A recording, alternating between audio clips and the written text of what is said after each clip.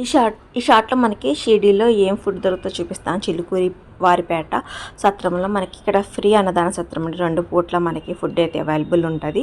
బయట మనకి ఇలా ఫుడ్ అయితే దొరుకుతదనమాట ఇక్కడ మన షిరిడీలో. చీరలు కూడా చాలా బాగుంటాయండి. అక్కడ మనకి ఇలా సాబుదానా వడ మీన్స్ చాలా ఇలా వడాపావ్ అయితే ఇది 5 రూపీసే దిక్కున ఉండే మనకి షిరిడీలో.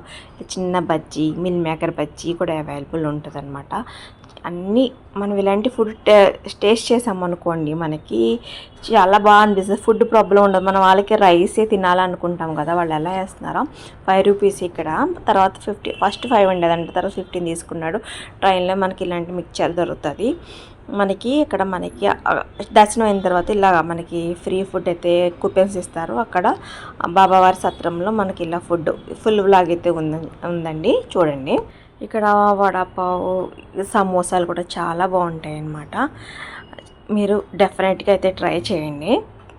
మహారాష్ట్ర పీపుల్ మార్నింగ్ ఇలాగా సమోసా, వడాపావ్ ఇలాంటివి తింటారనమాట.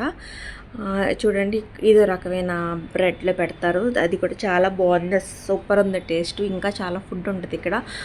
సాబుదానా కిచిడి ఉంటుంది. ఇక్కడ కుక్కలకు కూడా మన దగ్గరికి వచ్చి అవి అడుగుతాయి, అవి మనమే ఫుడ్ పెడతాం అనమాట. అసలు ఈ విషయం అయితే నాకు బాగా నచ్చింది. అవి చాలా హామ్ ఏం చేయట్లేదు, మంచిగా ఫుడ్ పెడితే తినేసి వెళ్ళిపోతున్నాయి. ఇలా ఓం సాయిరామ్. ఇక్కడ ఏంటంటే బాదం మిల్క్ కూడా చాలా బాగుంది, సూపర్ అండి. ఇలా కొండల్లో ఇవ్వడం కూడా చాలా బాగుంది అనమాట.